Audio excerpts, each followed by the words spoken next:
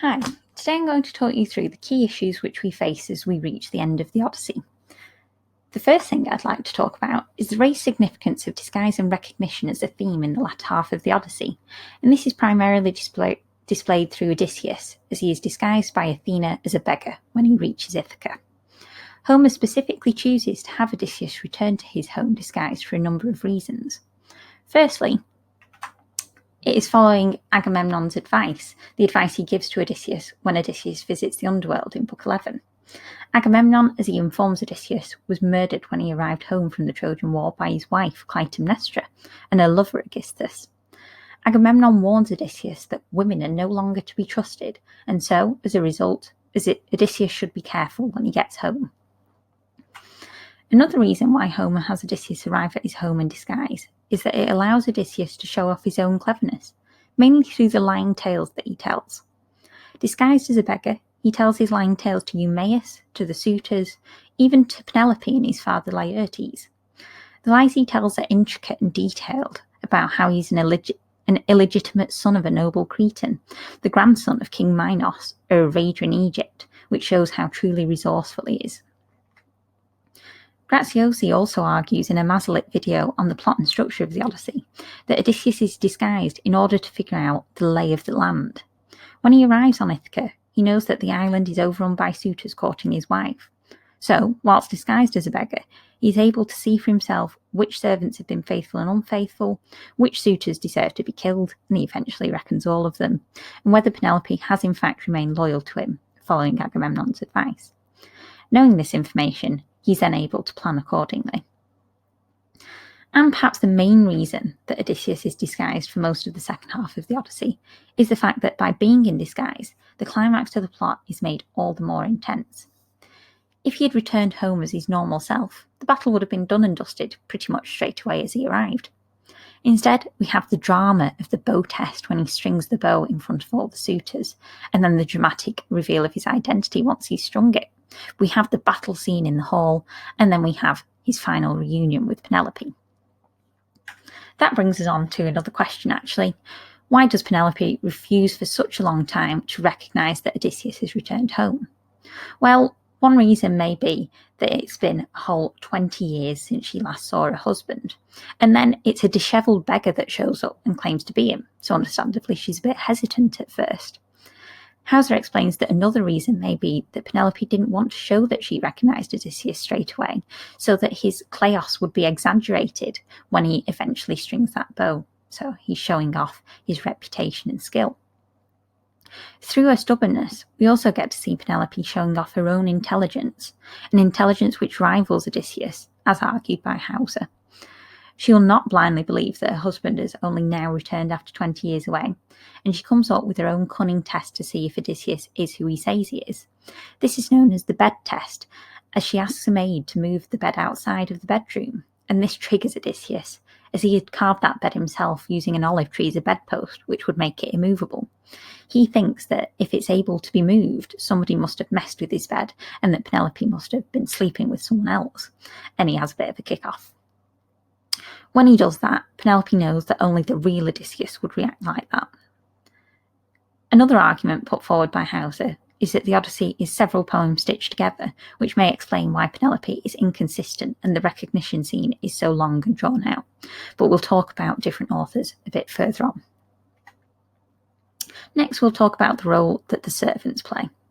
The loyal slaves Eumaeus the swineherd and Philœtius the cowherd help Odysseus and Telemachus prepare for the battle by locking the gates and doors to keep the suitors locked in and any help for them locked out. These men also fight on Odysseus' side during the battle. The disloyal male slaves support the suitors. Melanthius, the nasty goatherd who's been abusing Odysseus when he's been disguised as a beggar, manages to sneak away and bring the suitors back weapons and armour. The disloyal female slaves have been insulting Telemachus and Penelope throughout the Odyssey, and they've also been having affairs with the suitors. As Hall argues, as female slaves would have been viewed as property, as objects in ancient Greek society, their affairs with the suitors have basically robbed Odysseus of an income, as the suitors should have been paying for their pleasures. Odysseus chooses a gruesome punishment for these women. They're made to clean up the blood and guts of their now deceased lovers before being hanged outside of Odysseus's palace. Melanthius, the evil goatherd, is given perhaps the worst punishment. He has his nose and ears cut off, his genitals ripped off and thrown to the dogs, and finally, for good measure, his hands and feet are lopped off so that he can't move. These slaves most clearly demonstrate the themes of justice and revenge, as disloyal slaves are severely punished, whereas the loyal slaves had been promised before the battle that if they fought for Odysseus, they would receive possessions, lands, and wives, so it's assumed that they do receive these. Moving on to fate then. We know right from the start that Odysseus is fated to return home and take his revenge on the suitors, and we can see this most clearly from the recurrence of favourable omens. For example, in Book 2, when Telemachus calls an assembly on Ithaca, 2 eagles attack one another, which is interpreted by Halitherses the soothsayer as meaning that Odysseus will return and kill the suitors. Again in Book 15, as Telemachus is leaving Sparta, an eagle flies past with a goose in its claws. Helen interprets this as Odysseus returning to kill the suitors. But it's also important to note that, although it's fated for Odysseus to win, he still receives help, which allows him to overcome the suitors. Telemachus, Eumaeus and Philoetius all play their parts in helping to prepare for and fight in the battle, and we shouldn't downplay the role of Odysseus himself, who is ultimately facing down 108 suitors with 3 men at his side, and he's an experienced general from Troy. It's difficult to ignore the role played by the gods too in aiding Odysseus. Athene has helped him throughout his entire journey and helps him in the final battle, giving him a bit of a pep talk and deflecting the suitors' volleys. Zeus gives his approval of Odysseus' actions with a thunderclap too, just before the fighting breaks out.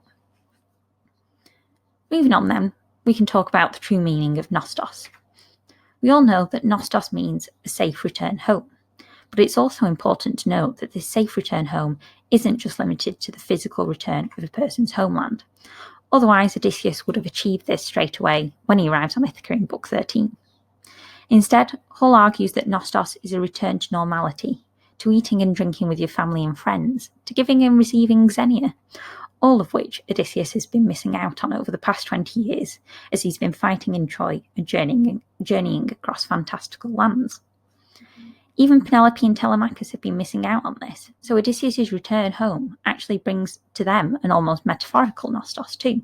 It takes a while for Odysseus to achieve true nostos, until Book 23, but once he's been reunited with his wife and son, and once he's killed the suitors, he's re-established his authority in Ithaca, and everything's back to normal.